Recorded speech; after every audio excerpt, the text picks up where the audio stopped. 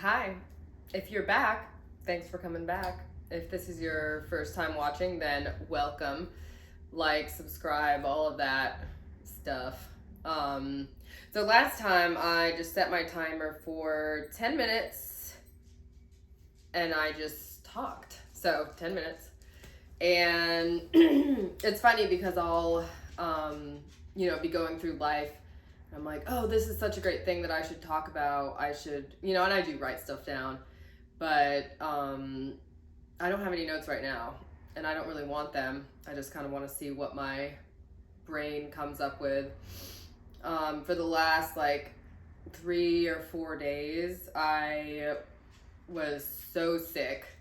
Maybe it was the thing, maybe it wasn't. Lots of flu-like symptoms, and it sucked. It sucked so bad just to be basically immobile and, having to take care of a 3-year-old who is not immobile at all. I was just laying on the couch and I could hear her just ravaging my home. It wasn't that bad. I mean, she doesn't just destroy stuff really. And we took the Christmas tree down together. So that there was some beneficial destruction that happened this weekend, but it was horrible. And the dog, who's right over there right now, staring at me, wondering what I'm doing, Nico doesn't help very much. So she did give me a day or two pass of not taking her on long walks because I didn't even have energy to do that. It was shitty. I'm so glad that I'm feeling better now.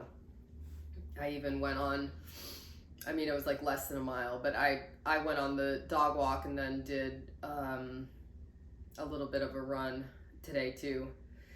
Anyways, enough about my sickness. I kind of get why my mom never trusted the medical establishment though, especially seeing what's going on with COVID. And this is obviously not a political rant in any way because I'm just, everybody's right, everybody's wrong.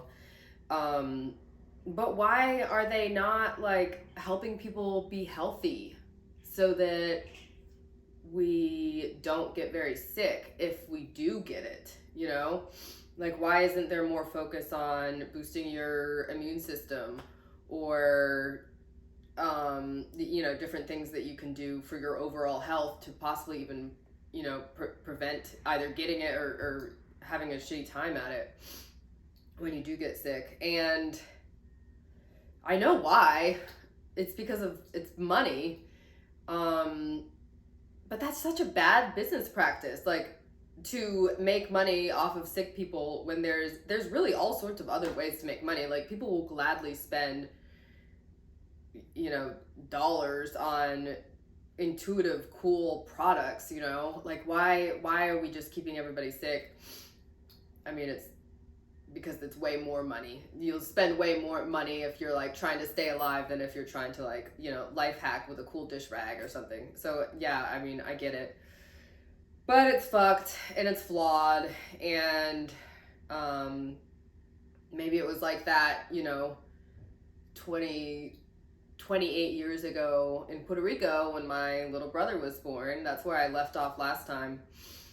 So my mom decided to have my little brother at home, which was cool. They found a midwife, Rita, and I remember Rita and her daughter, I can't remember her daughter's name now, Gloria maybe, coming to the house to check in with my mom. And we would all we were homeschooled too, so we were just there all the time. We'd kind of spy, and I just thought it was so exciting that my mom was just getting huge, and I was about two and a half when my little sister was born.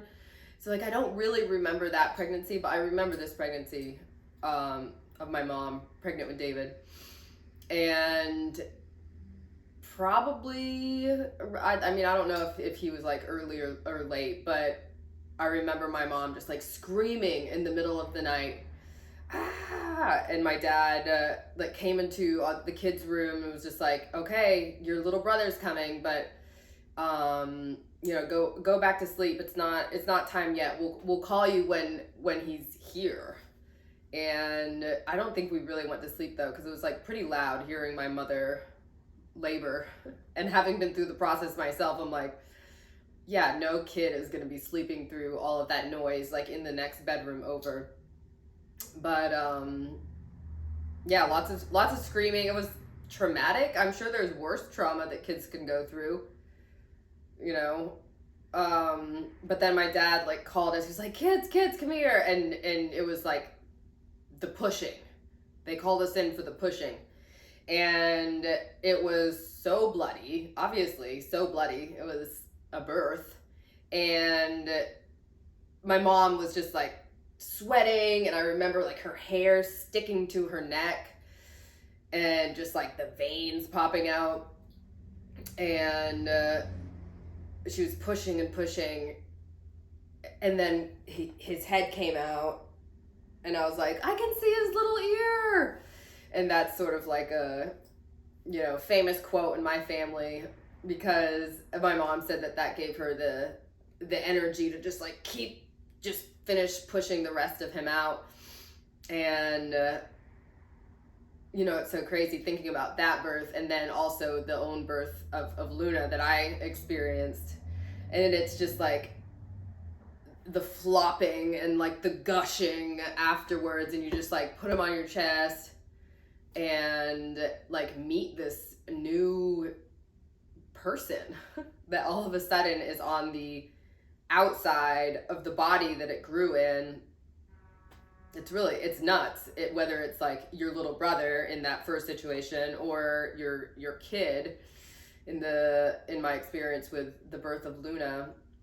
But it was so special and sweet and really emotional to see the very, very beginning of my little brother's life. Not like, oh, here's this person and they bring him home from the hospital, but like, no, here's this person that you saw come out of the other person, and now they're here, forever. And I've always felt really close to my little brother because of that. David, if you're watching, I love you. And I love seeing you born, even though it was like so bloody and scary and weird. But that's where babies come from. And I never was confused about it. I mean, maybe how the baby gets in there to begin with, I might have been confused about, but not about how it gets out. I definitely know that part now. And, it was crazy being around for that part. And then, we were still homeschooled. So we were still just living in the house with this brand new baby. And I don't remember the exact chain of events, but we got a dog, and that dog watched, my little brother out on the porch. He would just sit in his stroller and take a nap out there, I guess. Which is funny, because I never would have thought to do that with Luna. Just put the dog and the baby out on the porch, and my mom would nap.